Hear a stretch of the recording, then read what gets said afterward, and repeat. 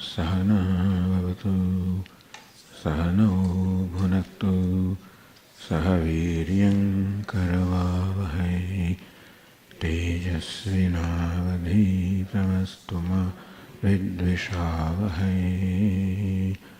Om Shanti Shanti Shanti.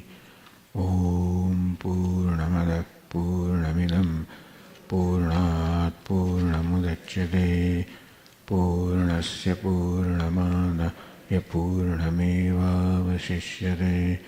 Om Shanti Shanti Shanti.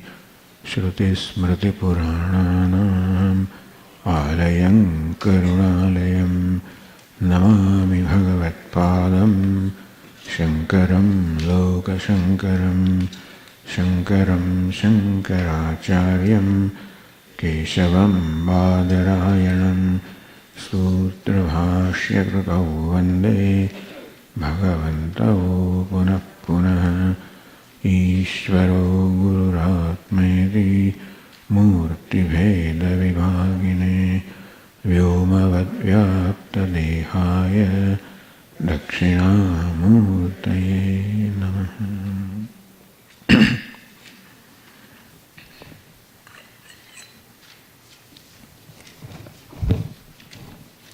Ya enam veti hantaram Yaschainam manyate hatam Ubhautau na vijanitaha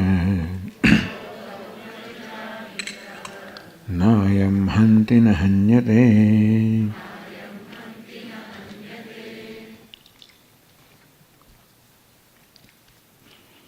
Yaenam veti hantaram.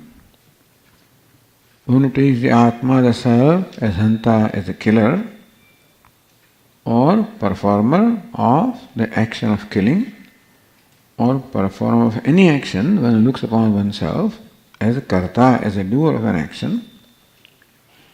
Yaschainam manyate hatam. And another one, which is our own self, at one point we think that we are the performer of actions. At other times we think that we are the victim of somebody's action. So this is the usual thought or conclusion or perception that we have about ourselves. Everybody thinks that they are performing actions, that I am speaking right now, performer of the action of speaking. You think that you are a listener, you are the object of my action of speaking. So this is the understanding, conclusion, perception, judgment, opinion we have about ourselves.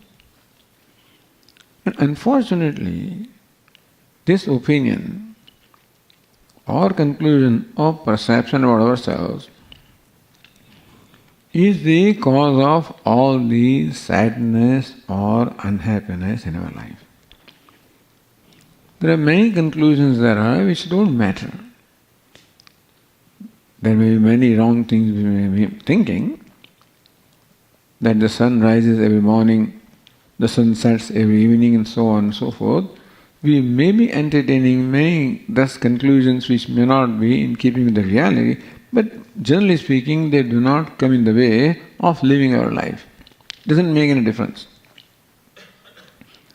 Whether sky is blue or not blue, so even if you take sky to be blue, it doesn't affect your life. But here, this conclusion about ourselves.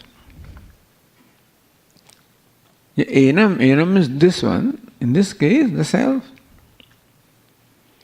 Since I am the center of my life, I am the one who is living the life, I am the one who is interacting. Therefore, the conclusion or opinion or understanding about I becomes most important.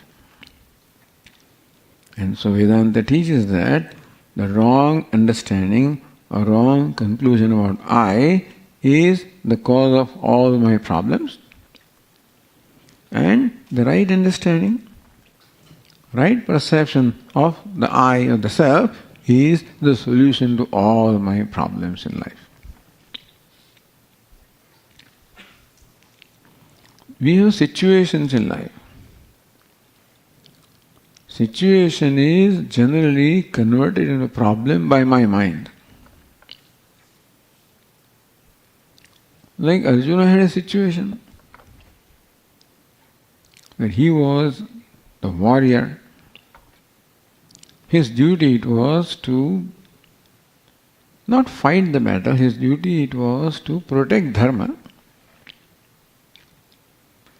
So this battle in Kurukshetra is really speaking a conflict between dharma and adharma, where Pandavas or Arjuna represent dharma, the righteousness. Duryodhana is the leader, represents adharma, unrighteousness. So this is the conflict between dharma and adharma. And as a Kshatriya or a warrior, it was the duty of Arjuna to protect dharma. Not to fight the battle, understand, to protect dharma is the duty of a Kshatriya. If protecting dharma involves fighting with adharma, then it may result into a fight. But fighting is not the dharma, understand. Protecting dharma is the duty. In this instance, it also involved resisting or fighting against the forces of adharma.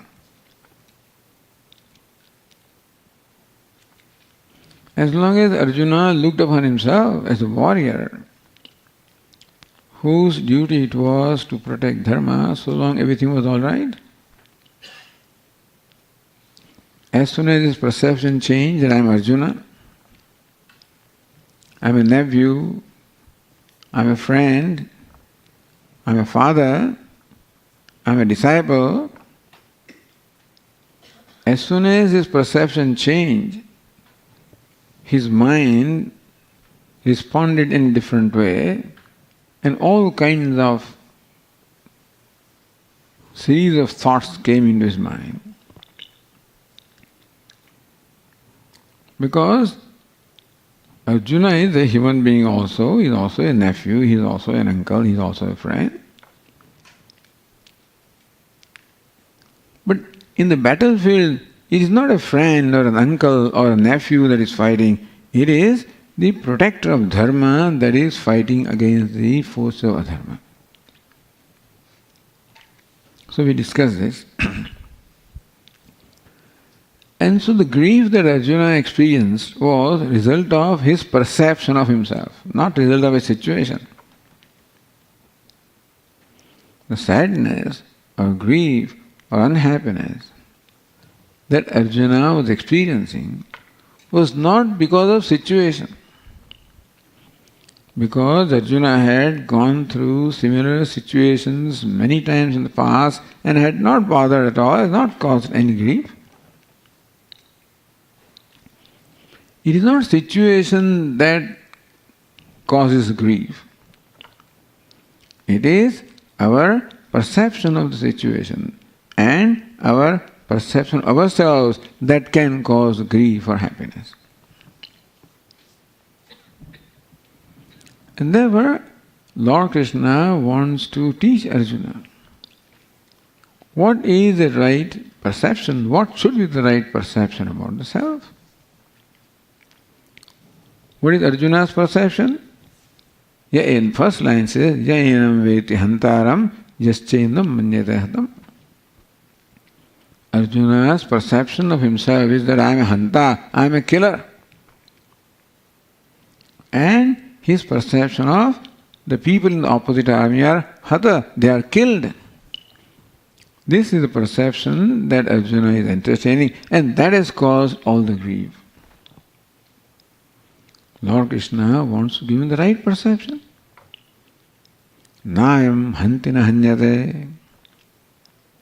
Here Arjuna, you, the true self that you are, you neither kill nor you are killed. Neither they kill nor are they killed. Atma does not kill, Atma does not get killed. If that is the perception or understanding of the self, then there is no problem at all. So let us talk about why do I think that I am a killer?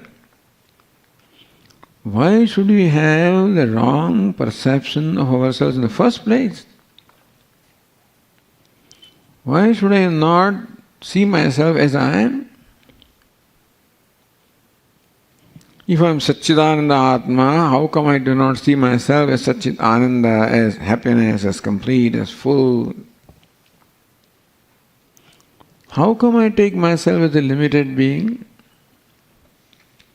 As a helpless creature? Why is it so? And without any exception, every human being has this wrong perception about the self. Why is it so? The reason that Vedanta gives is ignorance. We are born ignorant of our true nature of the self, which we explained yesterday. And this ignorance is not only that I do not know what my true nature is, not only that I do not know that I am Brahman, I am limitless, I am ever free. I am limitless being. Not only I do not know that, but I take myself to be contrary to what I am, that I am a limited being. I am an incomplete being, inadequate being, a needy being. I see myself as a needy person. And then we look upon the world as a source of fulfilling my needs. That's why the desires are there. Sometimes need is fulfilled, I feel happy. It is not fulfilled, I feel unhappy. But the very basic need is a product of ignorance. In the self that is limitless, there is no scope of any need at all. There is no inadequacy, there is no incompleteness. So one who is free and full looks upon himself as a needy being. This is what ignorance does. Why is it so? That's how it is. But Swamiji, why? Why is it ignorance? I don't know. There is one thing about which we cannot give a reason. Vedantins pride themselves in explaining everything. But one basic thing even the best of the Vedantin cannot explain, and that is, why is there ignorance? No answer. It is there. Then all explanation can be given, but there is no reason why ignorance is. We are born ignorant. Why? We are born ignorant. And ignorance causes this wrong, opposite, contrary perception of myself. We are born that way. Unfortunately, we do not know that the opinion or conclusion or judgment we have about ourselves is wrong. We don't know that. Therefore, we take our conclusion or opinion of ourselves as the reality of ourselves. And therefore we think that we are really inadequate beings and we have to become adequate. You all know the story of the 10th man. These 10 boys once went for a picnic. And before they left the village, the elder of the village told them that one of you should take the responsibility for all of you. So one fellow volunteered, I will take the responsibility. Make sure that all of you return safely. I'll make sure. So that elderly gentleman says in the village, let me count how many you are.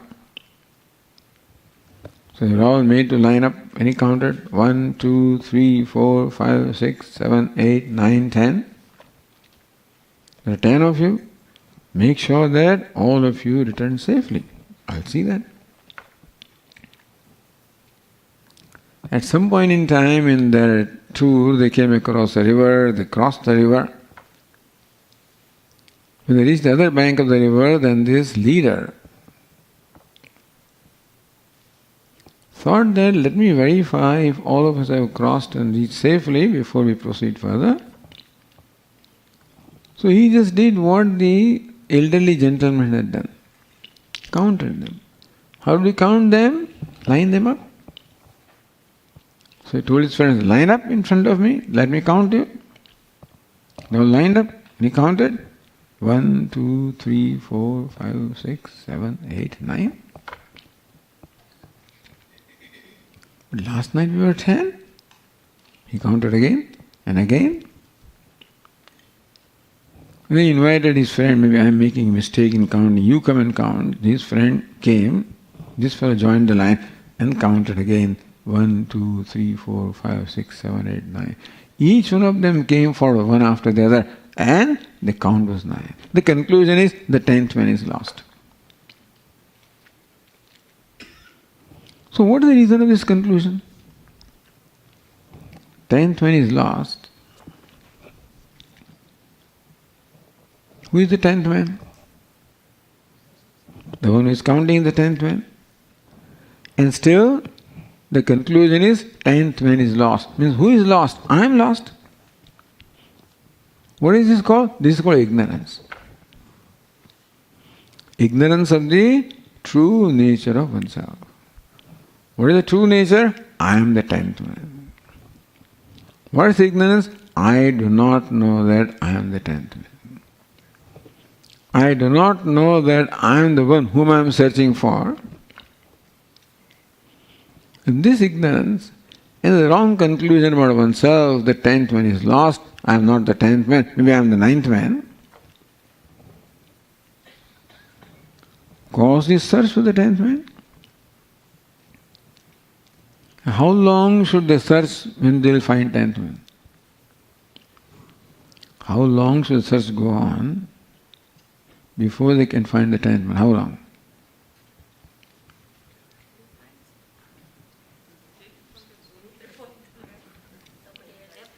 The search can go on forever, isn't it?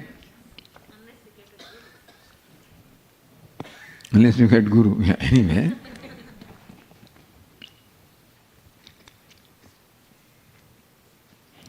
So this search can never be successful because the one who is searching for 10th man himself is 10th man.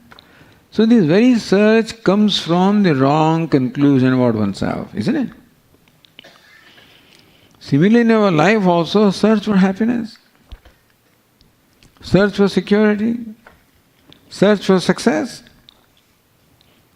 This very search comes on account of not knowing that I am what I am searching for. I am searching for is my own nature, not knowing that. But Swami, what are you talking? Does it mean that I should stop doing anything now? You say that I am success is my nature. What should I do with that knowledge? Make that the real knowledge, then you need not do anything. And we'll talk about that. So ignorance is what we are talking about. How ignorance completely misguides us and makes us do things that are futile, that can, you can attain wealth and fame and name, etc., but you can never attain success. You can attain everything in the world, but not attain happiness. Because that is my own nature. It is already attained, it is already accomplished. What is accomplished is to be known and not to be accomplished. This is the accomplishment of what is already accomplished. 10th man is the accomplishment of what is already accomplished. That's how our life is.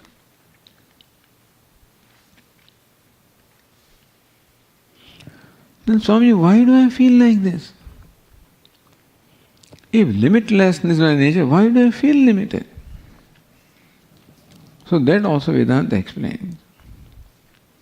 This I means Atma means I. For which Lord Krishna, Enam, this one, means the self, means I. Who am I? Swami, I am a human being. I am a man, I am a woman, I am tall, I am short, I am fair, I am dark. I am a professor, I am a lawyer, I am a doctor, I am a homemaker, whatever. So this is what I think I am, which is right also from one standpoint.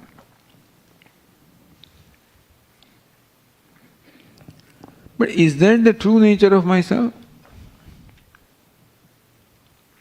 Am I a human being? To go into a little technicality, true nature is that which does not change. Am I a father? Am I a mother? Am I such and such? Even if this is so when I am awake, that is not so when I am dreaming, not so when I am sleeping. And I am father also from one standpoint, I am son from another standpoint, this may be a spouse from a third standpoint, a friend from a fourth standpoint. And therefore, what I am is only a standpoint and not an absolute reality. So what is that I am which does not change? In all these changing roles, changing identifications of mine,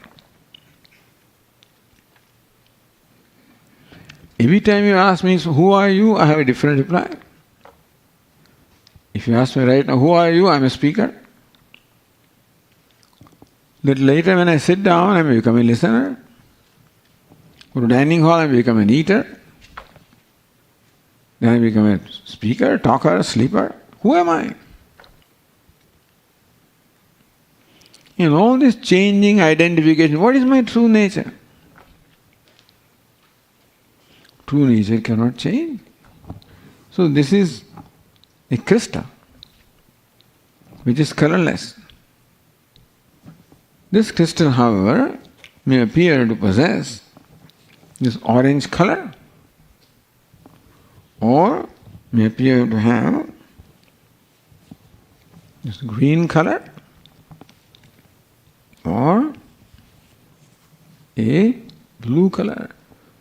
So now the crystal is orange, little later it is green, a little later it is orange, blue, yellow. What is the true nature of crystal? What is the true color of crystal? When crystal appears having different colors, that means none of the colors is true nature, because true nature cannot change. Crystal appears colored on account of influence of something else. And similarly also, I am happy, unhappy, I am good, bad, father, son. All of these my identifications keep on changing on account of the influence of something else. But crystal itself is colorless. Similarly, I am also free from all those identifications. So this I is a complex entity consisting of two entities, the self and the non-self, the Purusha and Prakriti, the consciousness and matter.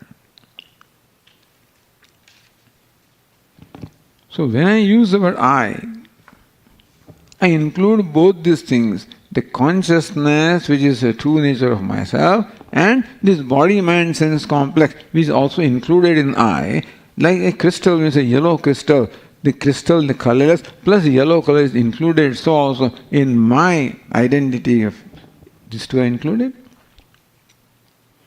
So what is the body-mind sense complex? What is its status? The status is similar to that between the actor and the costume. An actor puts on a costume and comes to the stage and he's a beggar. In some other play he's a king. At some other time he is a minister. Same entity appearing in all these different guise. He cannot be a beggar. If he is a beggar, then he cannot be king. If he is king, then he cannot be a sannyasi. If sannyasi, he cannot be a minister. So there are changing aspects, and also there is a changeless aspect. In this entity coming on the stage, the beggar, the king, the minister, they are all changing aspects. But there is something that does not change. What does not change? In the yellow, red, orange crystal, there are changes, colors. There is something that does not change. The crystal does not change. So here also in a beggar and the king and a minister, etc., so the beggar, king, ministers change. What is it that does not change? The actor does not change. In all these changing entities, there is a changeless entity. Just as in all these color crystal, there is changeless, colorless crystal. So also in the self, in all the changing identifications or identities. Now I'm a father, then I'm a son, then I'm a brother, then I'm a king, then I'm a teacher, then I'm a disciple. All the changing roles. All of these are comparable to the changing roles of an actor. What changes? The costume changes. And therefore, the designation changes. This beggar is a designation, the king is a designation. Designations change depending upon the role, the costume that he puts on, the role that he plays. But the one who plays the role does not change. Therefore, what's the true nature of that beggar or a king or a minister? The actor is the true nature of this entity. So also now I'm happy, sometimes unhappy, sometimes elated, sometimes depressed. In all these changing things, these are all the nature of the costume, the roles. And in all of them there is the changeless entity which is the true nature of I. So this I is made up of two entities, the actor and the costume. I, the self, the consciousness is comparable to actor. And this body, mind, sense complex that I have is comparable to a costume. The costume keeps on changing. And that's how my identity also changes. But then the one in all of these which changes is the true nature. So Lord Krishna says, people think that I am a killer and I am killed. Which is what level? At the level of costume. Yes, the killerness belongs to the costume, just the beggarness belongs to costume, the kingness belongs to the costume. So also the killer in me belongs to the costume. The killed also belongs to the costume. The doer belongs to the costume. The villain is the nature of costume. The victim also costume. So whereas all these costumes keep on changing and therefore the designations keep on changing, in all of this changing there is something that does not change. The connecting link does not change. Just as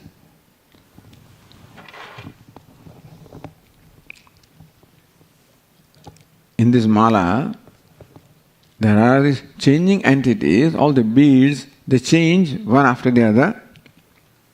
All of them are sustained by a thread that does not change. And so also in me there is a changing entity. Sometimes now I am happy, then I am unhappy, then I am good, I am angry, I am jealous, I am kind, I am compassionate. All these keep on changing in me. They are all comparable to the different beads in a garland. And there is a thread which is changeless, which sustains everything, and that is the true nature of myself. But what we do is, we lump the two things together. The actor and the costume, both of them are lumped together, and that's how I know myself. That's how I see myself. So what Lord Krishna teaches in Bhagavad Gita is how to separate the two, how to separate the actor from the costume, how to separate the self from the non-self. When you see the actor, the self as the self is, then it does not matter what the costume is.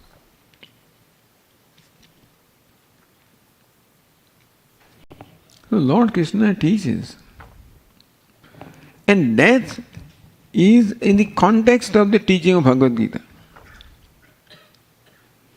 Because the possibility of death is what made Arjuna sad. He was aggrieved at the possibility of the death of all the near and dear ones. So death is a context in Bhagavad Gita. Therefore killing and killed this is examples here. So what is death, Swamiji? Who dies? Who does not die? There is the actor and the costume, the self and non-self, so-called Purusha and Prakriti, the consciousness and the costume, the matter. I'm a combination of the two. So where does the death belong? Death belongs to the costume. This body-mind-sense complex. So what happens when the death happens? Who dies? What you see here is this gross body, which is perceptible to senses. And this gross body is alive, is sentient and alive. There is something within the gross body that imparts the life to the gross body. That makes it alive. This gross body by itself is not sentient. But there is within the gross body a subtle body. Here I don't have anything to illustrate these days, but in India, in a hall like this, we have a number of fans. You know a fan?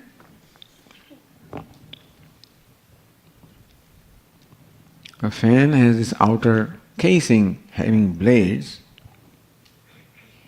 and then inside there is a motor, right? That motor again is energized by electricity. It's a fundamental thing. Electricity energizes the motor rotates, and in turn the blades rotate. So this fan also has two kinds of bodies. One is what we see, the outer casing containing the container and the blades.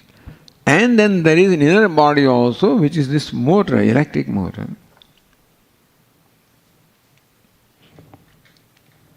Suppose you take out the electric motor from that casing, then switch on. Will the fan run? So the blades do not have the capacity to run themselves, but then is motor that imparts the capacity to the blades to turn. If the motor is removed, then the blades, even though electricity may be there, you may switch on, but still the fan will not run because the motor is not there. So you can say the outer casing is the gross body.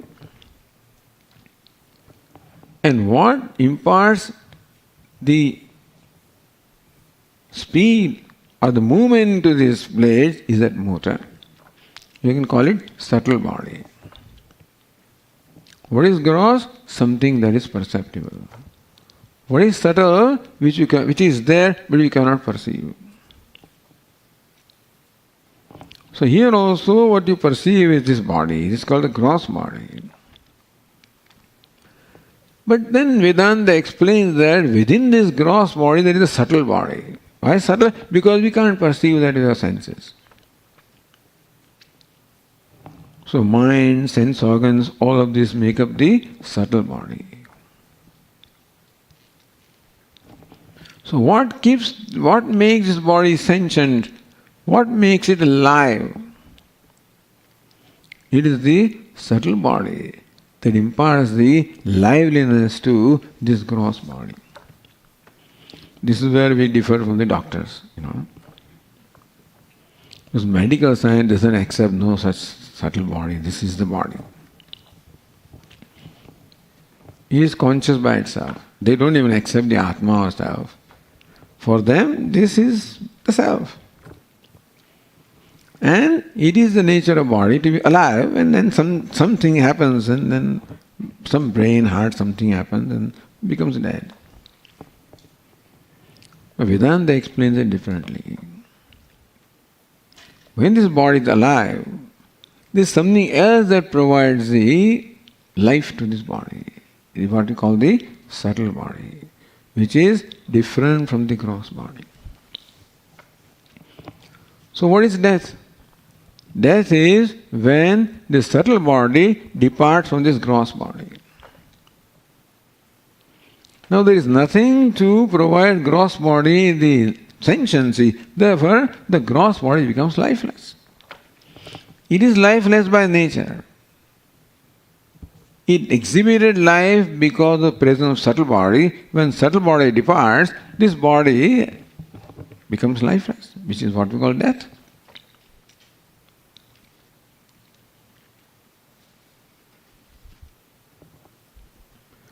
So really the self that was there, the subtle body, the Jivatma we call it, that Jivatma departs from here and that is the death of this body. So what dies is just the gross body.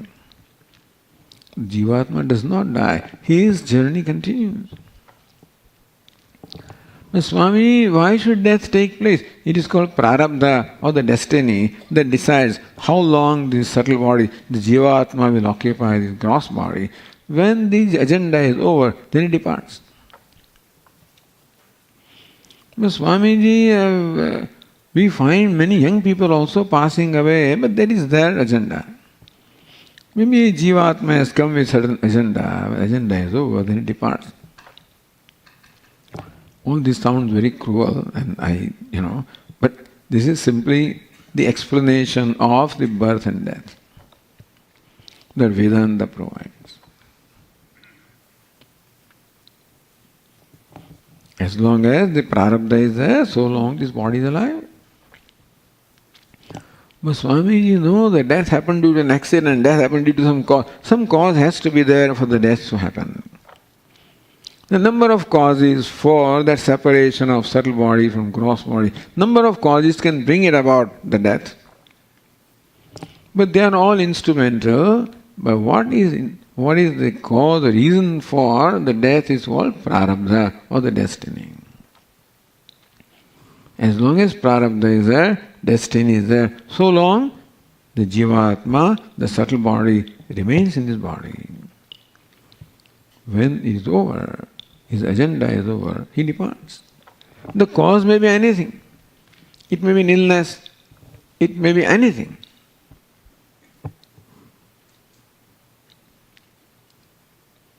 But Swamiji, should it not be that a person should die when person has lived life at an old age? Why should a person die when young? As I said,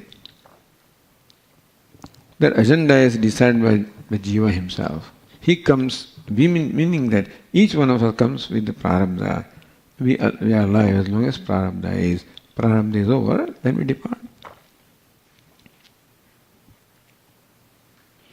But there is no real death. Because this Jivatma departs from this costume and assumes another costume, according to the prarabdha. So Jivatma always has a costume. True, no one in this costume, this body is dead, and suddenly our near and dear one is dead, no question about it. And it has own consequences in our life, we will not deny that.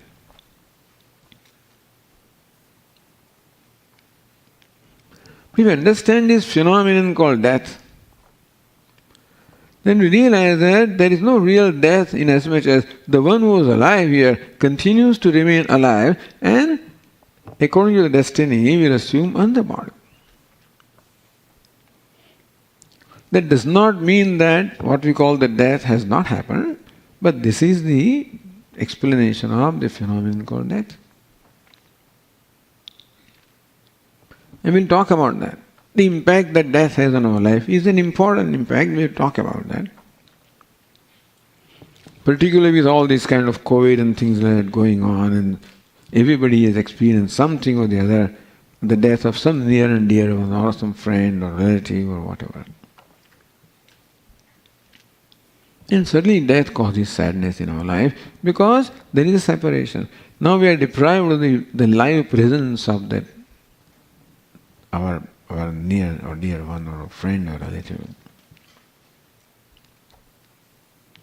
So no doubt death is a very serious matter. But then talking from the standpoint of what Lord Krishna teaches, Arjuna understand that the actor never dies, Atma never dies. The death only takes place at the level of costume, not at the level of one who wears the costume. Meaning Satchidananda Atma, he never dies. He is never born.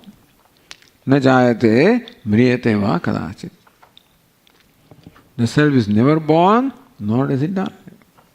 Nor does it grow, nor does it decay. That is the true nature of ourselves. And what it is that we are identified with. When I identify the body, take the body to myself, then I am a father, I am mother, I am tall, I am short. When I identify with my mind, I am happy, unhappy, sad, etc. I identify with the ego that I am successful, I am failure. All these kind of notions or complexes I entertain about myself depending upon which aspect of costume I identify. But then all these conclusions of myself are due to identification with the costume. So let us understand this. Let us understand that whatever notion I entertain at a given time about myself arises from identification with one or the other aspect of this costume. At least let us understand that. Let us understand that I who identifies is ever free. The actor is not the costume, and therefore, regardless of what the costume is, it doesn't affect the actor. The costume can be the costume of a beggar. On the stage, that beggar may perform all kinds of actions. He may laugh also, he may cry also. He may be insulted also, and he may be helped also. The beggar on the stage goes through a variety of experiences. We know very well that the actor is unaffected by them as long as the actor is aware of his identity. But sometimes it can happen that before going to stage, the actor had won too many, and therefore he is on the stage, forgets what his true identity is, and he may think that he is a beggar. Likely. In the event that the actor identifies with the costume, then he thinks that I am a beggar. And then he suffers from impoverishment. He suffers from everything that a beggar suffers from. Not because of the reason, identification is the reason. So sometimes it happens. This fellow every day was performing the act of a beggar on the stage. And he is supposed to be sitting on the roadside and people pass by and somebody gives him a coin, somebody doesn't look at him, somebody is indifferent, somebody is also cruel to him, insults him. It's an everyday affair. And this beggar is sitting on the roadside and goes through all of it, doesn't react, because that is his role. But today, before coming to the stage, he had some argument with his wife while leaving home. Argument became a heated argument. And she said something, he said something, and that thing did not get resolved. He was angry, he was getting late, he left home. So he comes to the studio and then he dresses, and still that anger is not gone. He puts on his dress, costume, beggar, standing on the roadside as usual. As usual, people are passing by and somebody gives him a coin, somebody is indifferent, somebody advises him, why don't you work, why don't you do this, you are so and so, and tells him all kinds of things. And that's an everyday affair. But today when somebody says something harsh to this beggar, that fellow got up and gave him a slap. The curtains came down. The director came, hey, what did you do? Why did you slap him? Why did he insult me? But that is what is the part of drama. You're not supposed to slap. Why did he insult me? So when he got slapped in, you know what happened? The actor became the beggar. You follow? He became identified with his costume and became the beggar. And then all the problems of beggar become his problem. Otherwise, problems only belong at the level of the beggar, at the level of costume. They do not belong at the level of the actor. In our life also, all problems belong at the level of this costume, the body, mind, sense complex. Ideally, I who is playing these various roles, I am unaffected by them, and therefore I have no problem. But that's what you have to realize. But this is the reality of our life. It is possible to become free from all these samsara. I don't mean running away from the life. I mean that the life that presents all kinds of problems to us, makes us sad, unhappy, is possible to become free from all that sadness, all the conflict, and be composed and calm and happy in spite of all the various situations, just as an actor remains composed regardless of what happens on the stage, because the distinction is very clear. All the situations belong to the costume, and I am unaffected by costume. There's one good thing, that by playing the role of beggar, the fellow does not become the beggar. Otherwise nobody is going to play that role. Similarly also, if we knew our true nature, then life would become just playing the various roles. And the roles have their own situations, and you play those situations. However, if you are aware of the identity, you remain totally free from all the conflicts and sadness and unhappiness that situations create. Remain ever free. So this is what the Gita teaches, Vedanta teaches. Yes, Swamiji, I have heard this. I know they have heard this a number of times. I know this. And still I become sad. So that is true also, and we will talk about that. What to do now in order to own up this understanding. First is understanding of the overall thing. Second stage is how to own up that understanding. Make it a reality in our life, so that one day or progressively we also become like that. We also become free, ultimately resulting into total freedom. That is called a life of yoga. So Bhagavad Gita teaches two things. Brahma Vidya, Yoga Shastra. The true nature of self as well as the Yoga Shastra. How to put that into practice so that ultimately we grow and that becomes a reality for us. So Lord Krishna recognizes that mere understanding does not help unless that understanding translates itself into our life. So how to translate this understanding in our life so that we have the benefit of this? This person asked me a question, Swamiji, Satchidananda is my nature. I never feel it. Why? How come I don't feel it? Because this ignorance and wrong notions and conclusions are the obstacles. And slowly that ignorance has to go from our life. Ignorance is controlling my life. And all complexes born of ignorance control my life. Slowly I have to release myself from them. So our life should become a process of getting rid of ignorance and products of ignorance.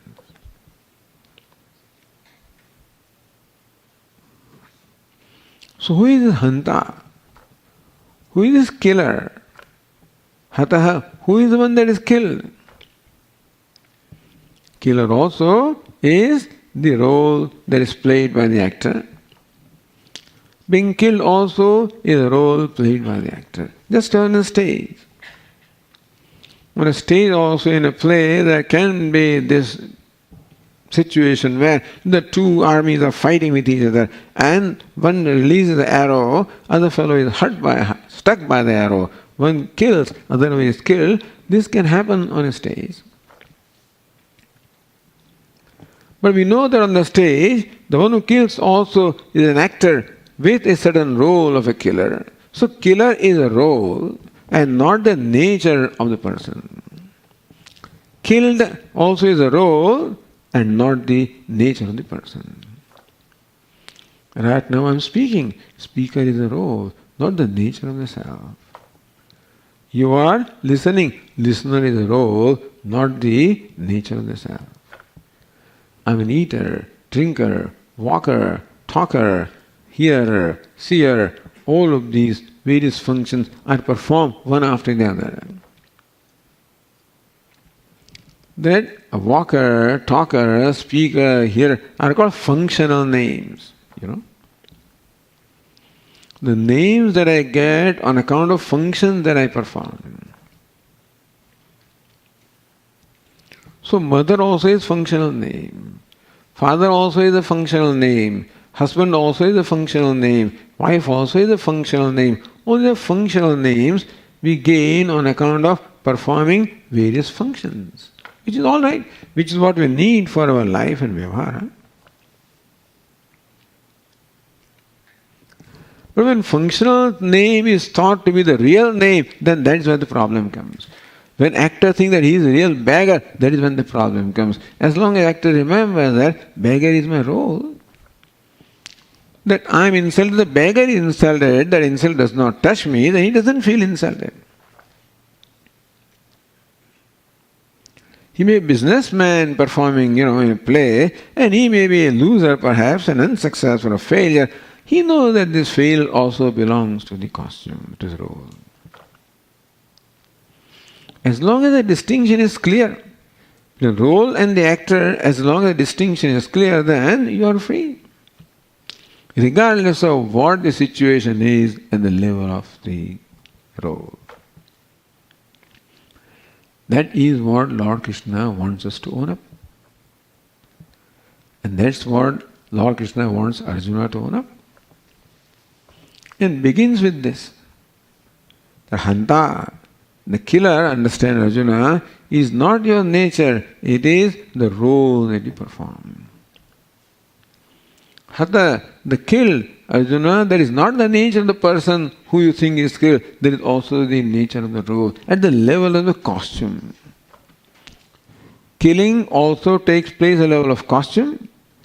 Being killed also takes place at the level of costume. Being born takes place at the level of costume.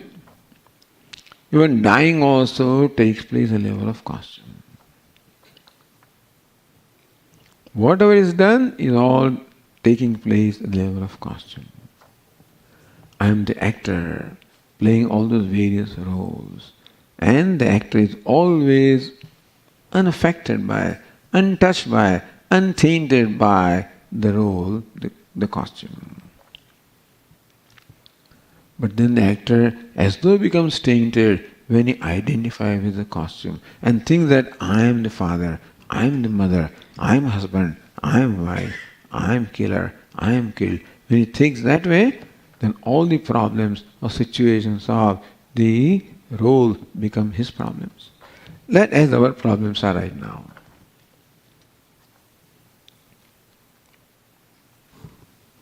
And that is how the sadness arises. So we said yesterday, sadness is the primary problem of a human being.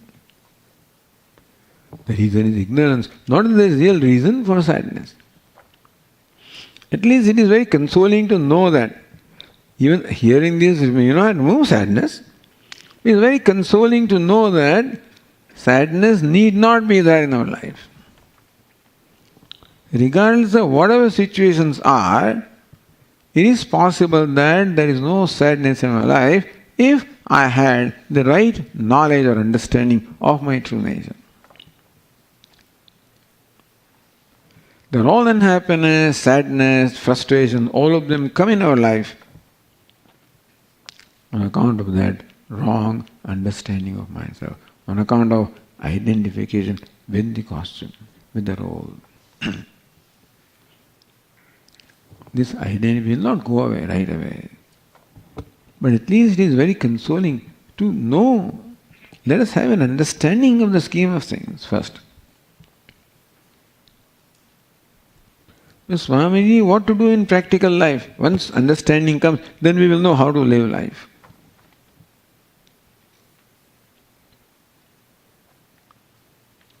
If this is clear that I am ever free, I am ever untainted, I am ever unaffected, whatever happens, happens at the level of the costume, the level of role.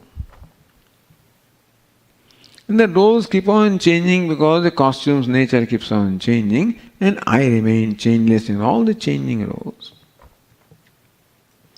Like a thread, all the beads change, but the thread that sustains all the beads remains changeless. I, the self, is that very thread that sustains all the roles. It is possible. At least you can, in meditation, this is possible. Right now, we're living life when we are under pressure of doing various things, it may be very difficult to create the distance. But it is possible to create distance between the actor and the role. Distance is there. The distance erased because of identification. We can create the distance which is there. That can be called meditation. When I have the leisure to create a distance from the costume, from the body, from the mind, from the intellect. As Adi Shankaracharya says, Mano buddhi ahankara chittayanaham nacha shrotra jihve nacha ghrana netre nacha vyomhumir na tejo na vayuhu. He says, I am not the mind, intellect, I am not the thought, I am not the eyes, ears, sense organs of perception, I am not the organs of action, I am not the body. Then who are you? Chidananda Rupa, Shivoham, Shivoham. I am the nature of Chidananda, I am consciousness, Ananda, Shivaha, auspicious I am. At least very consoling to know that that is our nature. Regardless of whatever complex I entertain about myself, let us know that they are all wrong. That I am small, hapless, helpless creature, that's not the reality about me. That I am one among many and all the time afraid and scared, insecure, afraid that I am being attacked by the whole world. This is not the reality. Yes, there are many waves in the ocean, and each wave is looks like separate from another wave, and a wave feels that other waves are attacking me. The true nature of wave is water. The water is never attacked. When you recognize that the water is my true nature.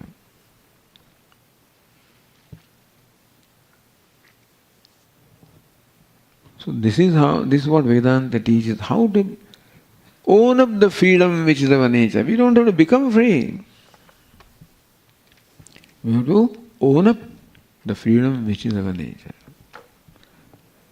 We have to own up the nature of happiness that we have. We already have it. That's what Lord Krishna teaches in his words.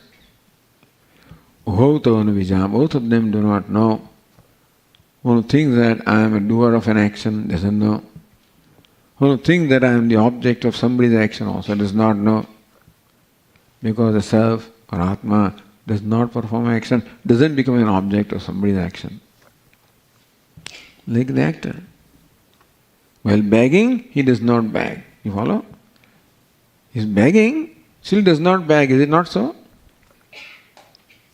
He is begging from the standpoint of the viewers. From his own standpoint, he does not beg. Isn't it so?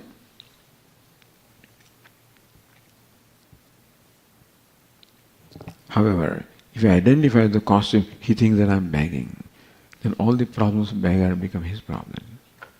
So creating that distance between the costume and the actor and the costume. The self and the non-self. Atma and Anatma. Prakriti, Purusha and Prakriti. Consciousness and matter. Both of these are lumped together. Because this consciousness requires matter, costume of matter to manifest. Consciousness cannot manifest as it is. Therefore, consciousness requires the costume of matter. Atma requires the costume of this body, mind, sense complex in order to manifest in this world. There is no other way. And therefore we are born with the costume. And unfortunately with the habit of identification of the costume. Taking the costume to be myself. We are born with this identification, born with this wrong perception, born with this wrong conclusion. And we have to reverse that whole thing. But Swami, why in the first place? Why did God do this? Why we are not born with knowledge that I am Satchidananda? There is no problem. I guess that would have been nice. But then there is no birth. Satchidananda doesn't require birth. Birth is there, required only when there is ignorance, so there is no birth. And so, this is the scheme of things. I think ignorance is required for the world to continue. Otherwise, what will God? He can't create anything. So for creation, sustenance, destruction and all these things, He requires ignorance as a basis. Swamiji, God seems to be very cruel. But He has not created ignorance. Nobody has created ignorance, so we can't say that God is doing this. But ignorance is a reality of life. Why is it so? It is so. Why are we born? We identification, we are. Therefore, there is no answer to question why, by the way. We can only answer question what. And that's what we discuss, what.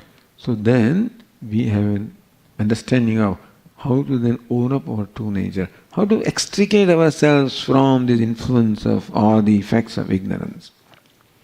And travel on the path of knowledge, path of freedom. This is also what Bhagavad Gita teaches. So once the reason for this is clear, then we will know what to do in our life in order to become free. So we can make, with this understand that freedom is my nature already. What we need to do is to make our life a process of owning up that freedom. The limitless is nature, my life should become a process of owning up that. That's called yoga. So yoga is a life of owning up my true nature. That progressively I become the owner and ultimately I abide in my true nature. That's the goal of life that Vedanta, Bhagavad Gita presents before us. So it's a beautiful thing. You should not get entangled with whys, etc. and why this is happening, why there is no explanation. Why did this person die? I don't know. Nobody can tell you. We have no answer to the question why a given thing happens, by the way. Why anything happens? Why does something fall? Why does a fruit fall from a tree?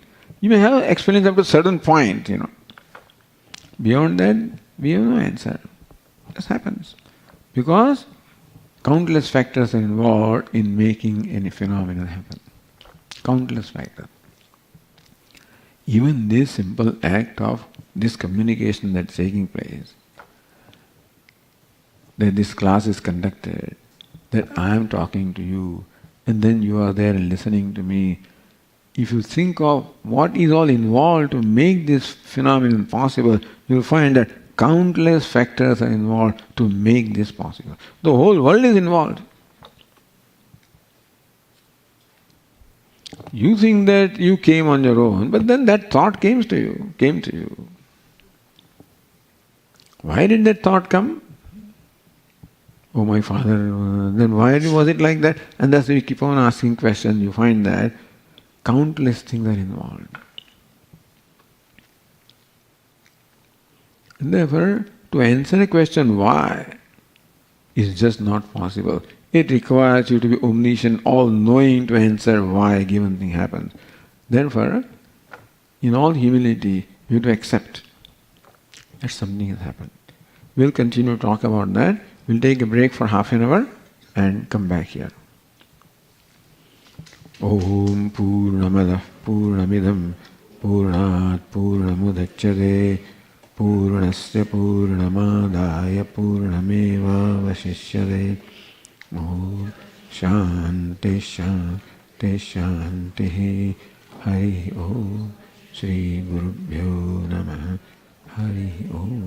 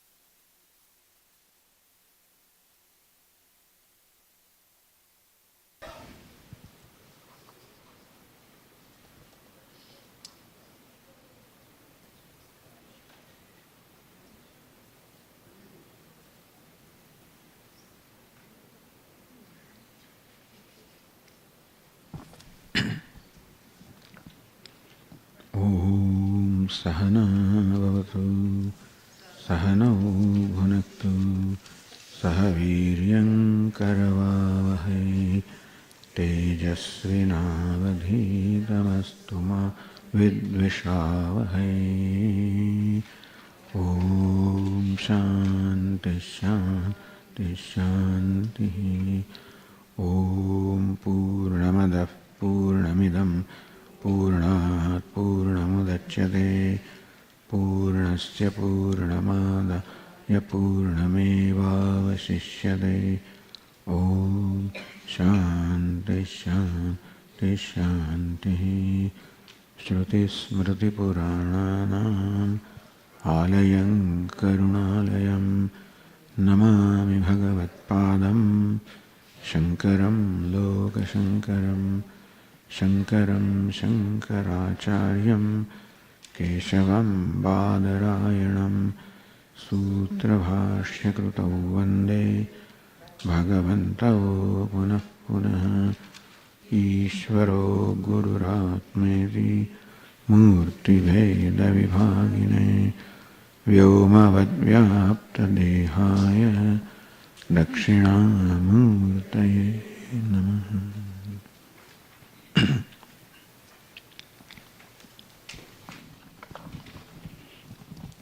We've been discussing that we are born with ignorance, and ignorance is what deprives us of the benefit of what we truly are.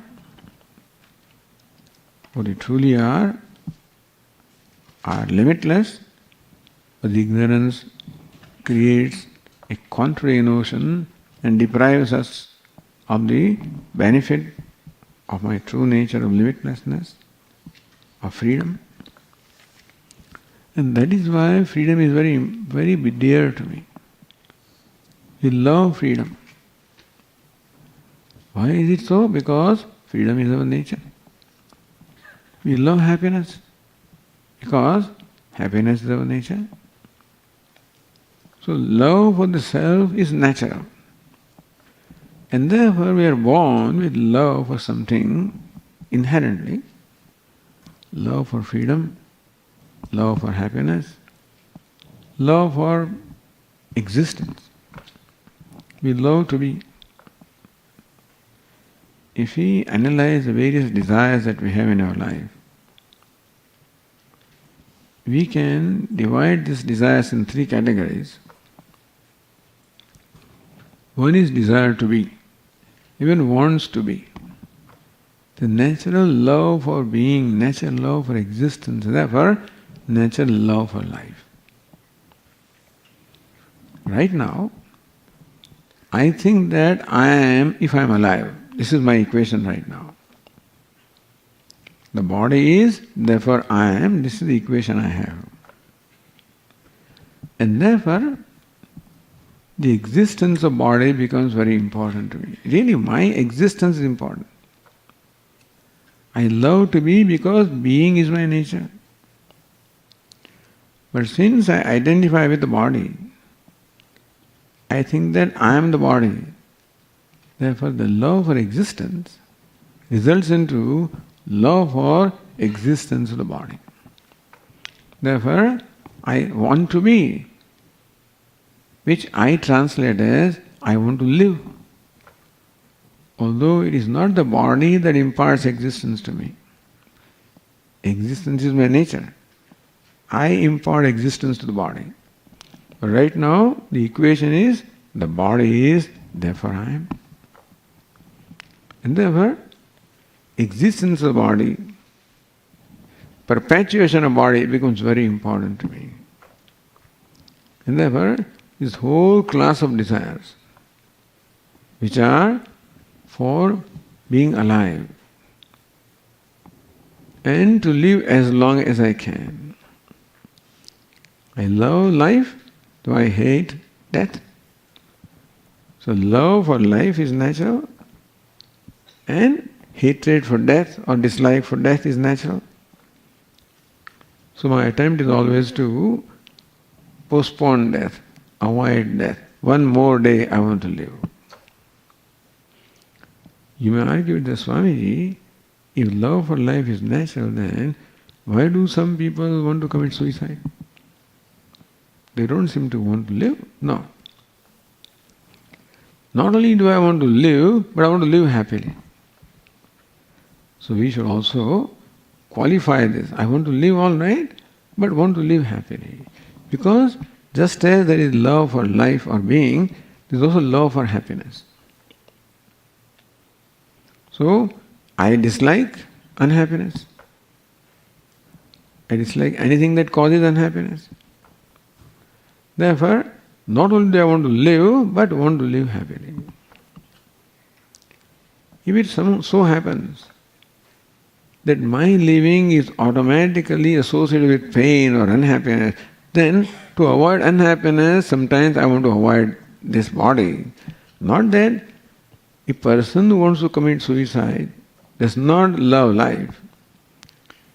But then it looks like that there is no end to this pain. To avoid the pain, the only way to avoid pain is to avoid this life. Therefore a person wants to give up life. Not that there is not the love for life or existence.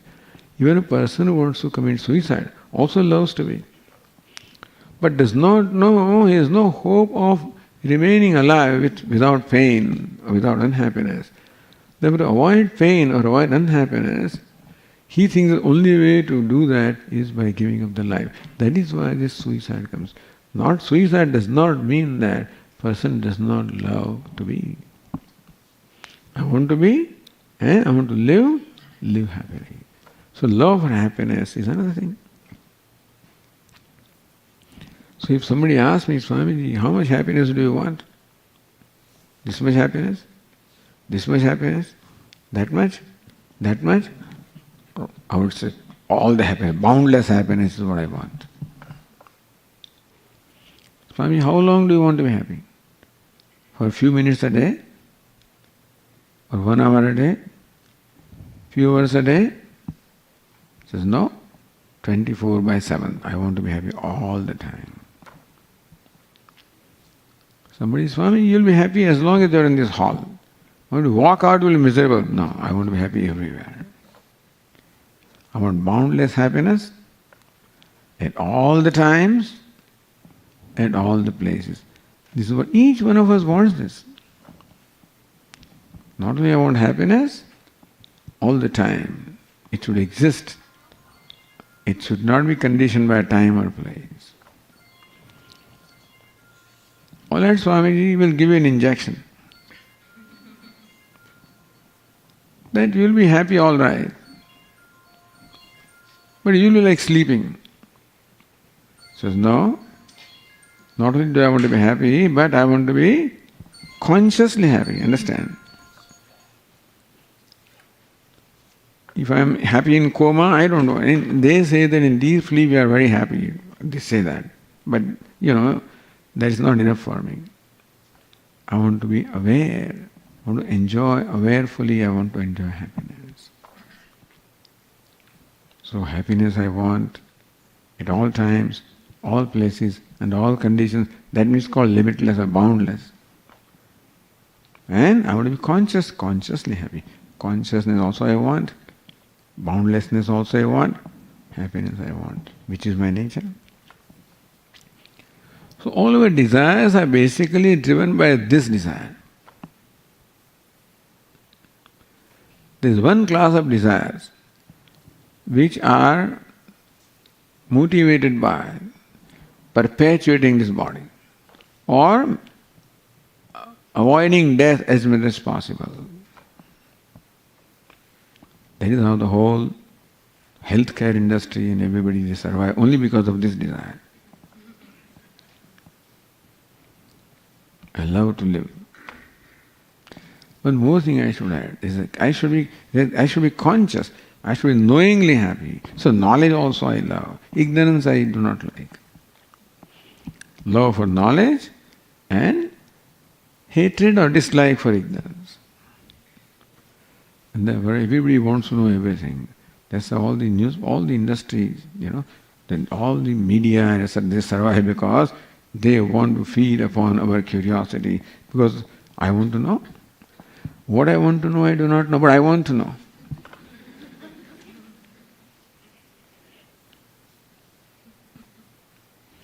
That I not only want to live long, I want to live infinite time, I want to be immortal, but that is what my desire is. I want to know everything. And Google, etc. now are there to satisfy that need, therefore I keep on, surfing and doing all kinds of things. I want to know everything. I want to be all-knowing. So that's another desire. A set of desires for knowledge, set of desires for perpetuating life, and set of desires for happiness. Whole entertainment industry survives on that because I want to be happy. Unfortunately, I cannot be happy by myself. Therefore, I need the aid of all these other means of happiness, and that is why that whole setup or industry of entertainment, industry of media, industry of healthcare, all of these are to basically satisfy my this threefold desire to be, to know, to be happy. Because being, knowledge and happiness is my nature. The point is, can this desire for immortality, desire for all knowledge, desire for all happiness, can ever be satisfied? Is there something in the world that can give me all the happiness that I want? Is it possible for me to know everything? Is it possible for this body to survive forever? No. Meaning that what I am desiring is genuine, but there is no way of fulfilling my desire. So that is why after fulfilling desire also we do not get exactly what we wanted. I wanted not just to live a little longer, I wanted immortality, that I don't get.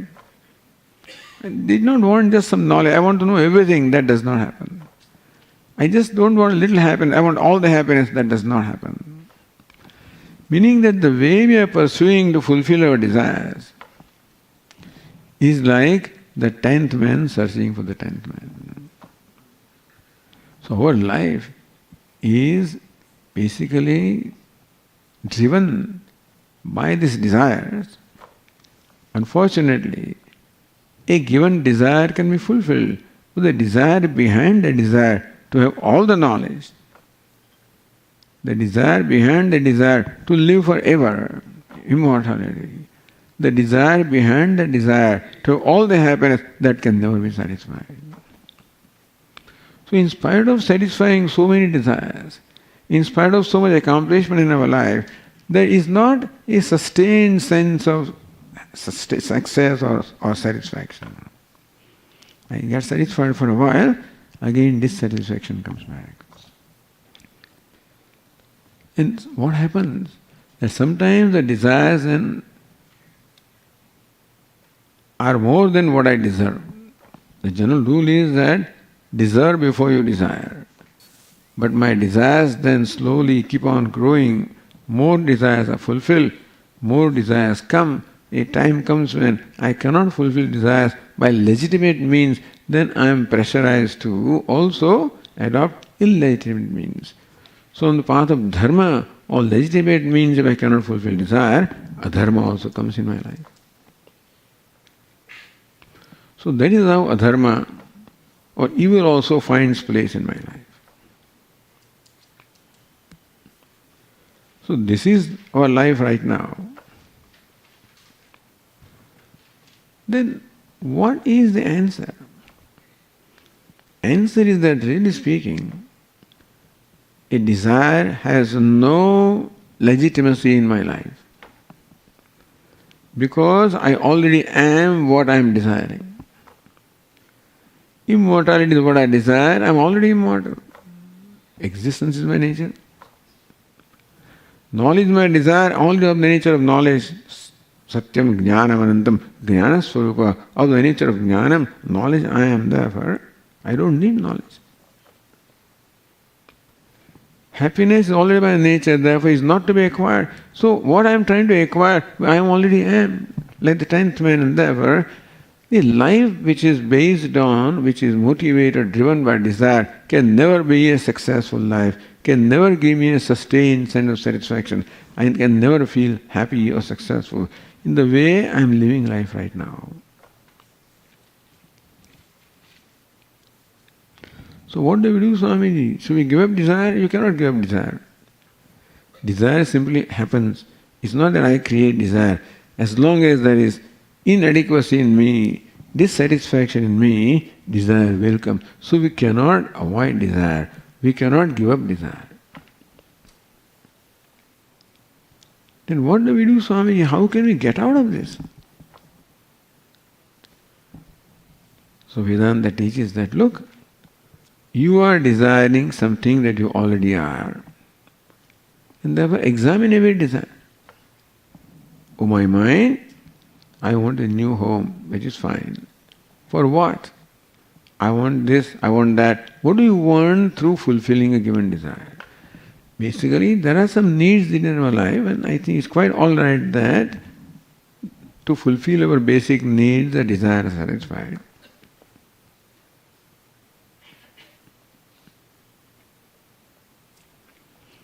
But the desires are much beyond the need. Not only I want a dwelling place, I want a dwelling place of a certain description.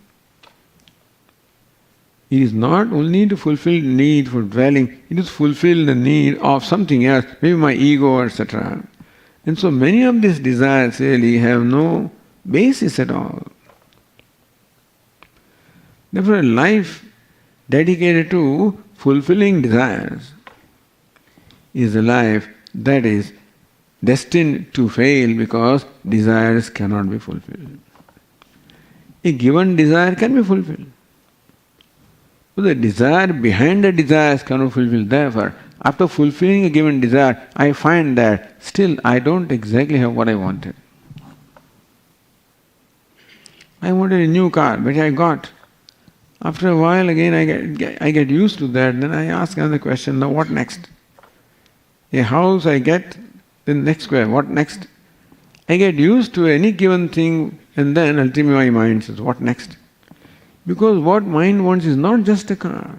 What mind wants is not house. Mind doesn't want those things only. They may be required for living life, it's all right. But mind wants satisfaction from that. Mind expects them to satisfy me, to give me happiness, to give me security, and those things don't have the capacity to give me happiness or security, which is my real need. And so, what we are desiring has to be discovered from our own self. Therefore, Lord Krishna in the Bhagavad Gita teaches certain values and attitudes as to how we can live a life such that progressively we discover from our own self what it is that we are seeking from the world outside. Because what I am seeking is not there. If I desire a car, that is there. But behind car, my desire is to get total happiness. That is not there. Happiness is not there. Behind a home, home is there, but security is not there. The desire behind desire is for happiness, for security, for fullness, and that is to discover for myself. So Vedanta does not say that you reject your desire, suppress your desire. Understand the desire. that there are desires, there are some basic needs that the body has, and then we have to fulfill those needs of, hunger and thirst and dwelling and clothes, etc. So those basic needs have to be satisfied. But not only do I want clothes, I want brand name clothes. Not I want food, but I want a particular kind of food. Not only I want a dwelling, but a particular kind of... No, these are all projections. So we have to separate what is actually needed and what is all projected. And as long as my mind is seeking to fulfill these needs from outside, I will never look at myself, and therefore I will never discover it. As long as the 10th man is searching for 10th man, he will never discover that what he's searching for is himself. So how do we live the life such that the mind slowly becomes inward looking and discovers the happiness, security, which is its nature, it discovers from himself, itself. So this is what Bhagavad Gita teaches. Lord Krishna calls it yoga. There are several aspects of yoga. One is not to give reality to desire. In a desire, we ask what is really needed and what is imagined or projected. As I said, the body needs. It is hunger and thirst, etc. But beyond that is all imagined or projected by the mind. Therefore, progressively to become free from desires. Swamiji, I cannot give up desire, you cannot. But then, discover from ourselves that satisfaction and happiness from our own self.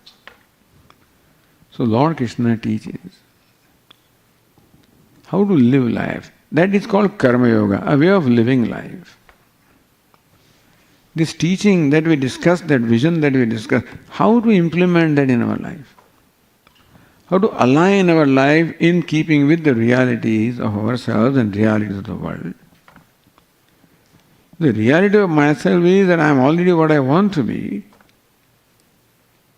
Then a desire has no place. But then my body, there is a lot of activity in my mind, a lot of restlessness in my mind, a lot of energy in my mind which wants to express in terms of activity. So right now I am expressing activity to fulfill my desires. Now you can express your activity, not of fulfilling desires.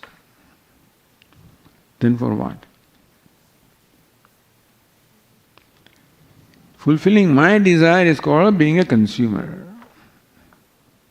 So right now my life is the life of a consumer. A desire arises, I fulfill it. Consumer is not only the one who keeps on eating, but consumer is one who is only out there to satisfy his ego, satisfy. So self-gratification is what I am doing right now. Gratification of myself, gratification of senses, gratification of emotion, gratification of ego. This is what I am doing right now. So right now what I do has a purpose of self-gratification. Unfortunately, the rule in self-gratification is, more you gratify yourself, more demanding the self becomes. More happiness I provide, more it demands. More security I provide, more it demands.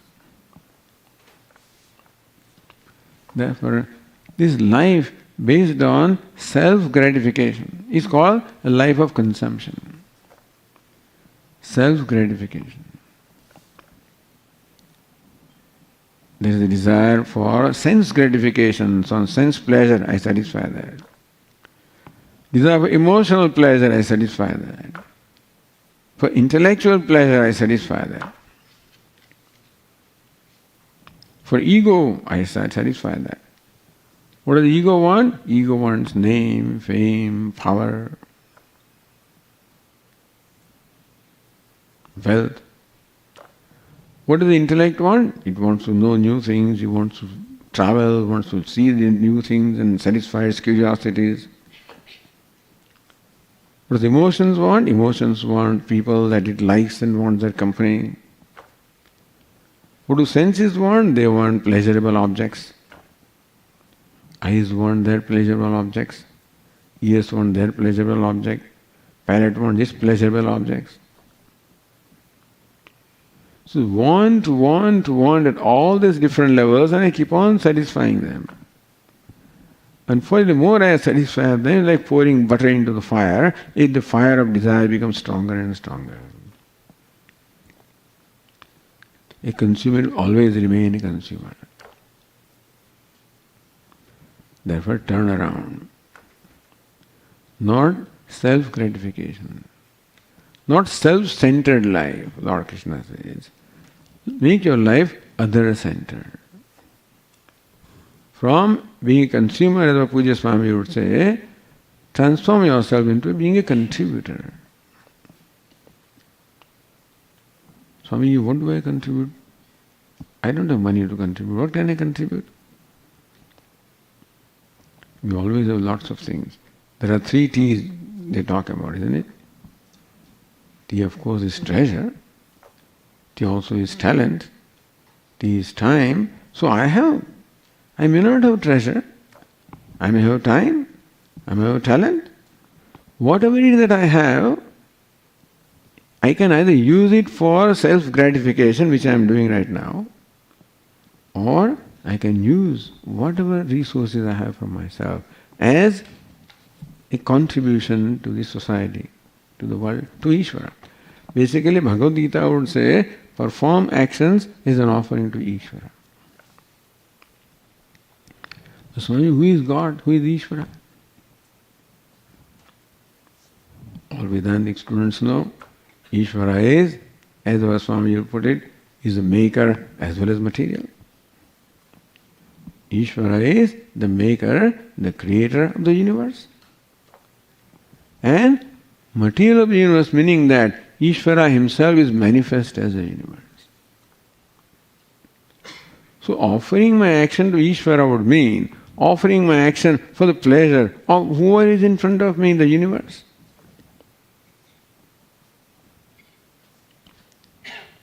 But Swami, if I keep on pleasing others, what will happen to me? If I keep on contributing, what will happen to me? That the insecure you always ask these questions. What will happen to me? What is in it first? What is in it for me? What will happen to me? That insecure ego says that. And therefore, we don't say that right now you become a total contributor. Just perform one act of contribution in a day. Just to be safe. Take one step at a time. Not that I totally transform myself from a consumer to contributor, that I do everything for others. I may not be secure enough to do that right now. Just one act of kindness, one act of contribution, and see what it does to you. That one act of kindness, when I can go a little out of my way to be helpful to somebody, to satisfy somebody's need. It may be just standing in line in a dining hall and I give my place to some older person, or I bring plate of food for somebody else, or I bring a glass of water for somebody else. I see that somebody has forgotten to carry water with them, I bring it. I see that somebody cannot balance the food plate okay, I do it for them. This simple act of kindness is an act of contribution, where there is no self-centeredness, where there is no personal agenda at all. It is to fulfill agenda of somebody. We don't have to become big people, small acts of kindness. And everybody has opportunity to do that.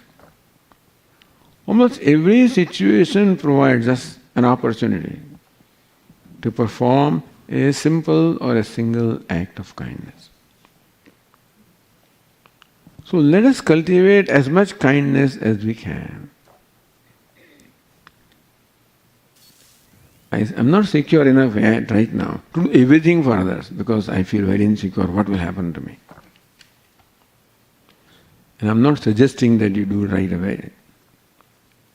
But just one act of contribution, one act of kindness, and see what happens. When I am kind to somebody, when I fulfill somebody's need, I have an internal satisfaction. I feel good about it. I feel good about myself, in fact. I feel that I have done something good, I have done something right. So why do I feel like that? When I am able to bring a glass of water for you, when I see that you are happy because you are thirsty and I just offered that one glass of water, I see expression in your face and I become happy. This being happy at the happiness of others. That's called contribution. Being happy for myself is called consumption. Being happy by giving happiness to someone is called contribution. So there is also a way of becoming happy. It is not that I can be happy simply by satisfying my desire. It is possible for me to be happy by satisfying the desire of someone else. When I see myself that, I become an instrument in happiness of this person, that gives me a satisfaction within myself. You know why is it so? Why do I feel happy when I make somebody else happy? That is because if I were in position of that person, a needy person, I would have expected somebody to help me. If I was thirsty, I would have expected somebody to give me a glass of water. If I were in need of help, I would have wanted somebody to help me.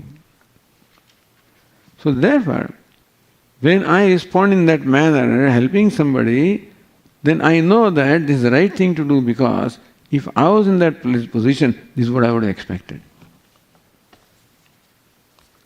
And that is where there is oneness between myself and the other person. That's why the happiness of that person becomes my happiness. Momentarily, the division that we are experiencing right now,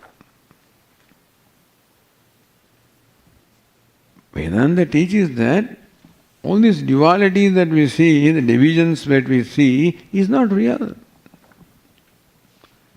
I know that you are one person, I am another person, that body is different, this body is different, that mind is different, this mind is different. The costumes are all different. Your body, mind, sense constitute, I have one, and they are all different. So Prakriti is different, the matter is different, the costume is different. The Purusha, the person wearing those costumes, is one. The Purusha that you are, the self that you are, and self that I am, there is no difference whatever.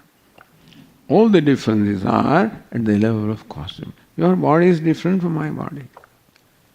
Your mind is different from my mind. The personality is different from my personality. But the person manifesting through that personality is one. This is the teaching of Vedanta. That's called non-duality. Non-duality in the midst of duality. The unity in diversity. Non-duality in spite of duality. So this is ultimately the truth that we realize to discover the full potential of ourselves. And that we make the basis. The fundamental value is that each one of us has expectation of how we should be treated by others. Each one of us has expectation of how we should be treated by others. We want others to be kind to us, not cruel to us. We want others to be forgiving to us, not punishing us. Others to be helpful to us, not hurtful to us.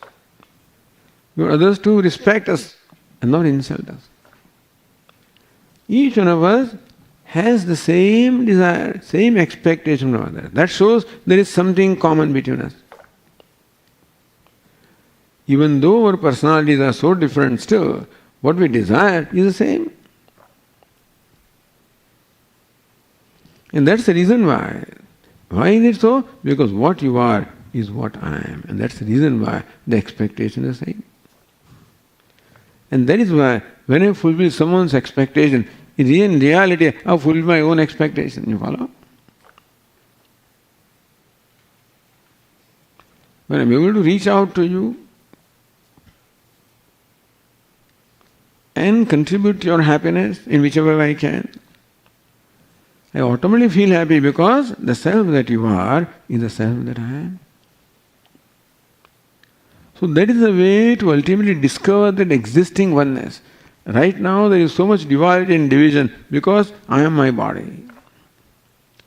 Swami, how to separate the Atma from Anatma? This is the way. It's not simply an act of saying that I am Atma, I am this, that. You may say that in meditation. But living this way of life is slowly getting rid of ignorance and establishing that oneness. It automatically happens. You know, our mind is made of 3 dispositions: sattva, rajas and tamas. When tamas is there, there is veil, there is darkness, there is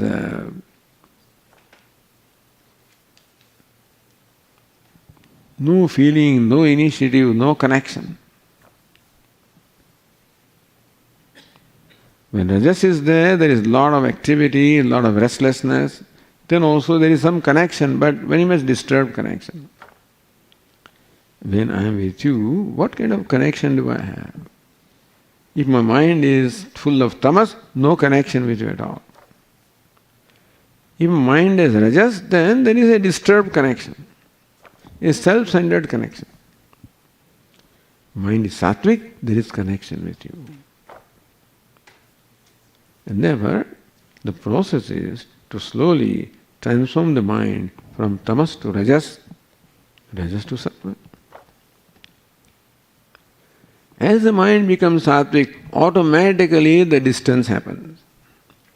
Automatically you discover your separation from the body. You don't have to necessarily, you can meditate and do, but this is the make the mind sattvic. Call it sattvic, call it pure, call it antakarana shuddhi. Purification of mind is making the mind sattvic. Sattva means that which is transparent. In a pool of water, if there is a lot of dirt in the water, then we cannot see anything in the bottom. If the dirt is not there, but the surface is also disturbed, restless, then also I cannot clearly see what is at the bottom. When the pool of water is free from all the dust, which is tamas, free from the superficial waves or disturbance, rajas is not there. Then the body of water becomes clear and transparent. We can see clearly what is at the bottom. Our mind is like that. When there is tamas, nothing can be seen. Rajas, restlessness, selfishness, then you can have now and then some glimpse, but otherwise also you cannot see. When the mind becomes calm, it becomes like a transparent body of water. We can clearly experience our own self.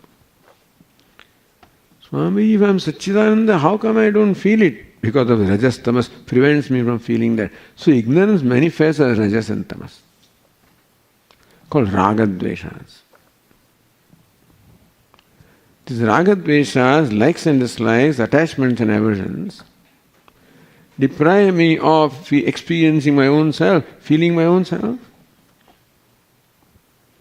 And therefore, the process is to progressively get rid of this raga dvesha, rajas tamas. Sattva is the real nature of the mind, by the way. The mind is made of sattva. But rajas tamas are intruders, Like the asura, the demons are intruders, these fellows are intruded. And we have to drive them out. That is what, in fact, the battle in Kurukshetra between Pandavas and Kauravas all symbolizes this. Pandavas represent the divine virtues, the sattva, sattvic virtues. The Kauravas represent the rajas and tamas. Or in the Puranas, the battle constantly going on between devatas and asuras, gods and demons. Same thing symbolized. 16th chapter of Bhagavad Gita, Lord Krishna describes the the divine tendencies, the demoniac tendencies. How to nurture and nourish our divine tendencies. Nurture and nourish the goodness in us. There is plenty of goodness, infinite goodness in us. Because Atma is good. My true nature is goodness. My true nature is kindness. My true nature is love and compassion. That's my true nature. But these rajas, tamas, raga, dvesha, the attachment, aversions, they do not allow these to manifest. Therefore I should deliberately do something to drive away this rajas, tamas for the manifestation of my true nature. Doesn't happen in one day. It's a process. But one act of kindness gives you satisfaction, a little bit of rasatma. More acts of kindness, more sattva. Therefore Lord Krishna teaches the yoga, which our Swami simply described as transferring myself from being consumer to a contributor. From being a self-centered person to an other-centered person. All the time thinking of my needs and maybe I should think of the needs of others also. In what way can I be helpful? Can I contribute? Can I fulfill needs of others?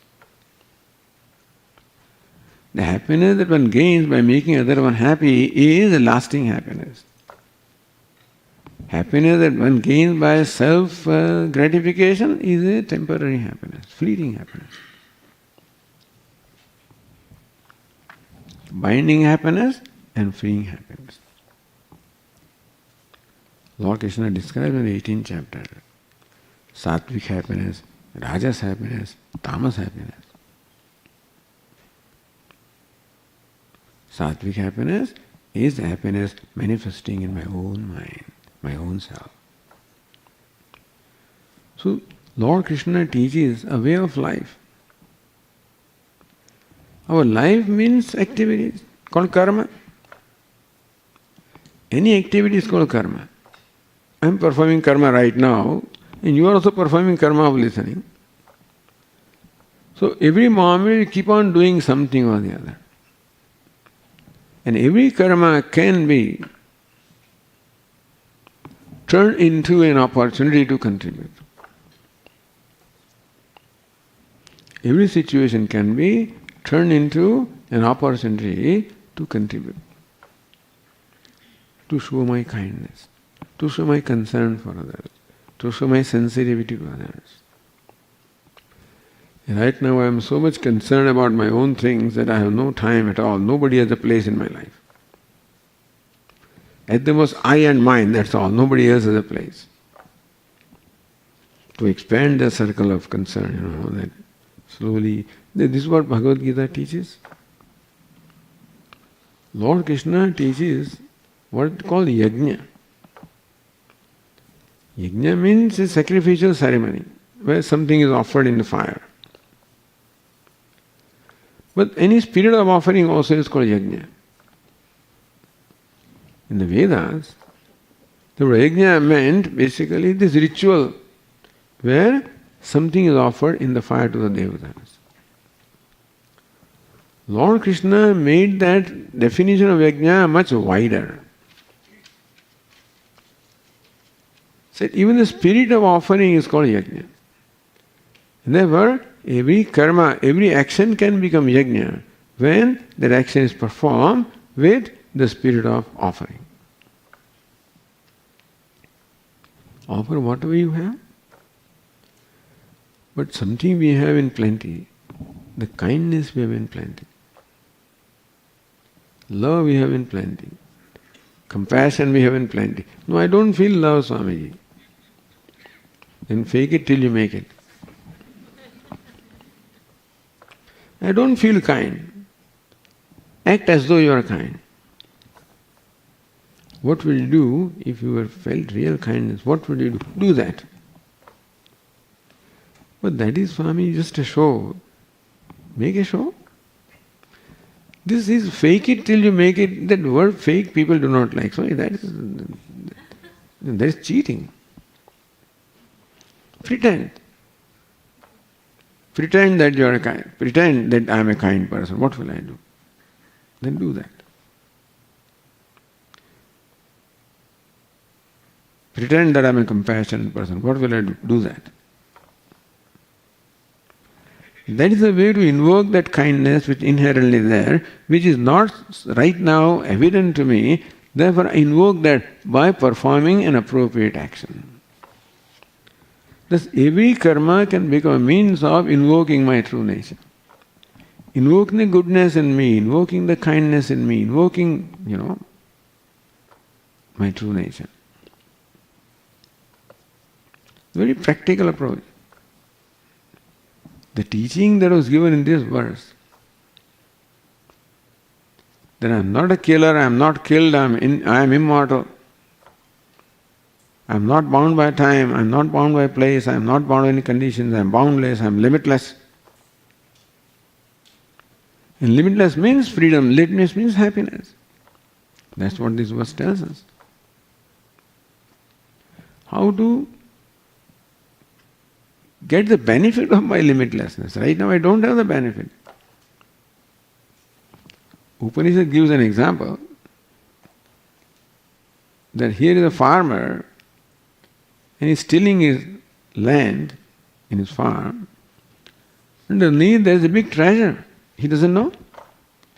Every day he walks on the treasure without knowing that there is treasure underneath. And so also a treasure is there within ourselves and not knowing that we have the treasure. So we have assumed that I'm a pauper, I don't have anything, and therefore I keep on seeking to acquire things. Not realizing that a big treasure is already there, and therefore I have to invoke that treasure, not create it. Happiness is not to be created.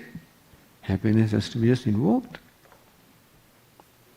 I am trying to create something which is already there, therefore there can be no success in gaining happiness.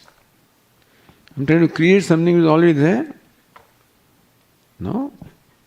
Manifest what you already have.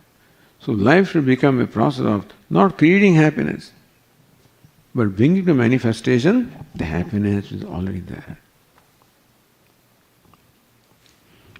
And happiness automatically happens. When I perform an act of kindness, I feel happiness. So kindness means happiness. Compassion means happiness. Goodness means happiness. Happiness is not a separate thing. So a life of contribution automatically means this life of these values of kindness, compassion. But it's not enough that I am kind in my mind. Swami used to say, physicalize your attitude. The attitude of kindness, physicalize, meaning that should be expressed in an action, not just remain in the mind. Because remaining the kindness in the mind is like writing in the sand, it comes and goes away.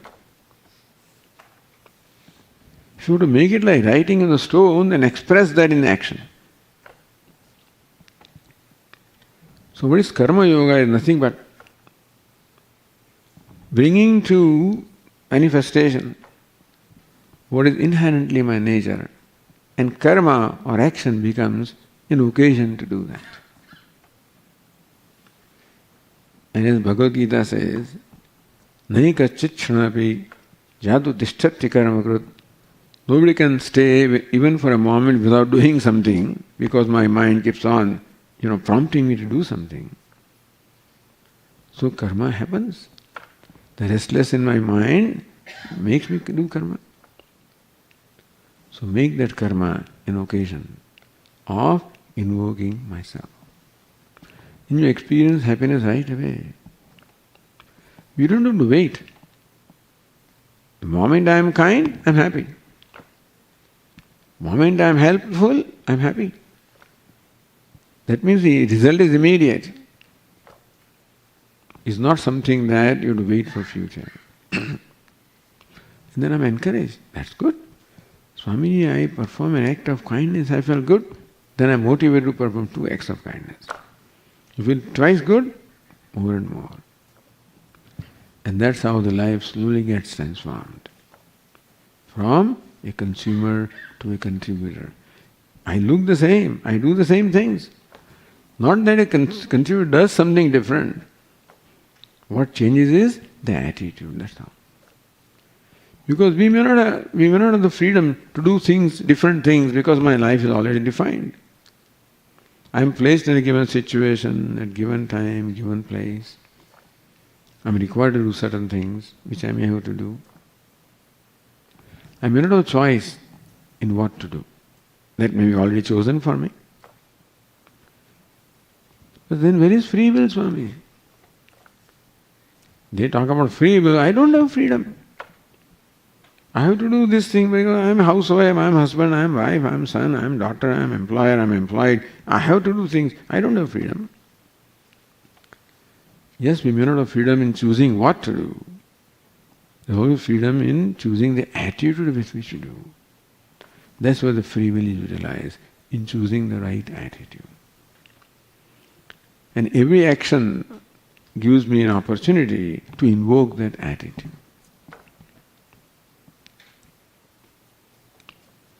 So this is how slowly we get transformed from a consumer to a contributor. Without having to go someplace, without even having to change our life. Doing what we are doing, the station of life in which we are, whatever is assigned to us, whatever duties are. For doing that, with attitude, things slowly get changed, slowly get transformed. And this also is not only that immediate reward, but I am living a life based on the basic reality of the self, basic reality of the universe. And so I slowly invoke the grace of the universe, you follow? I invoke the grace of the self, invoke the grace of Ishwara. So this process of living life also invokes the grace. I get help also. These kind of things are shown in the stories. One little bird, in Sanskrit called tittari, that bird, a parrot or something, it is a habit of laying its eggs on the surface. And this mother bird one day laid her eggs near the ocean. The husband warned her, he said, don't do this. Your eggs will be, the ocean will actually take them away, swept away. No, I'll protect them. And so she laid her, and the ocean swept away also. The eggs are gone. And she's upset. I'm going to get my eggs back. I'm going to drive the ocean. Little bird says, I'm going to drive the ocean. So takes a drop of water in the beak. This process is started. Everybody is laughing at her. What are you doing? You drive the ocean? I'm going to do it. Other birds felt sympathetic to her. They said, all right, so let us also help her. So they also joined. But even thousands of birds also cannot drive the ocean. Sage Narada was passing by, he saw this. So he went to the king of the birds, his name is Garuda. So look what is happening to your subjects. Ocean is treating them like this, stolen away the eggs, not giving them the eggs. Garuda said, what? Then Garuda comes with his huge wings and flapping, and this ocean started drying up. Then ocean thought that this is, I'll be dried up. So comes up with the eggs. The story is that when you do what you need to do, then help also comes. This is the Ishwara's grace. All of these we have to discover in our own life. This is all, what we are told.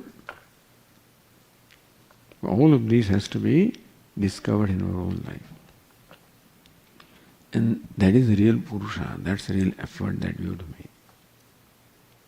It is in keeping with the reality of the self, reality of Ishwara, reality of the universe, and more we live the life in harmony to reality, more harmony is created within ourselves.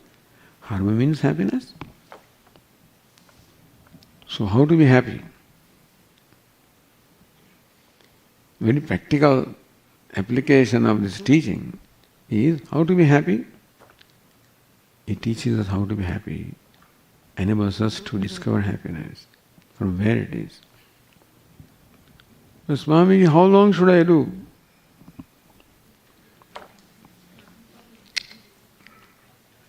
What does it matter? As long as you're enjoying what you're doing, what does it matter how long you have to do?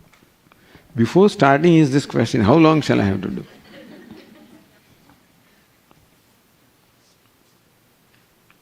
But if you're enjoying the journey, what does it matter when the destination comes? It's an enjoyable journey. And therefore this question also will not be very relevant. When will it end? Because the process itself is enjoyable. And the outcome will come in its own time. How long should I dig, Swamiji, to get water? 10 feet, 15 feet, 20 feet, depends on where you are. If you're near a river bed, then in 15 feet you may get water. Farther away you are from source of water, you may have to go deeper. If in Rajasthan, you may have to go 1,000 feet. But surely water is there. It will come. How much tamas we have, how much rest we have, how much distance we have to cover, that may perhaps decide how long we have to do. But that should not be criterion. When will I get liberated, Swami? Just relax. And do what you need to do. And rest, let Ishwara do. Because these are your own self. And so, this is one application of this knowledge as to how to put this knowledge into practice. That is called yoga. So, Brahma Vidya and Yoga Shastra. So, yoga is implementing that knowledge in our life. So, this is one aspect that we discussed. We will continue in the next class. Om Purnamada Purnamidham Purnat Purnamudachyate Purnasya Purnamada Purnameva Vasishyate. Om Shanti Shanti Shanti. Hari Om. Shri Gurubhyo Namaha. Hari Om.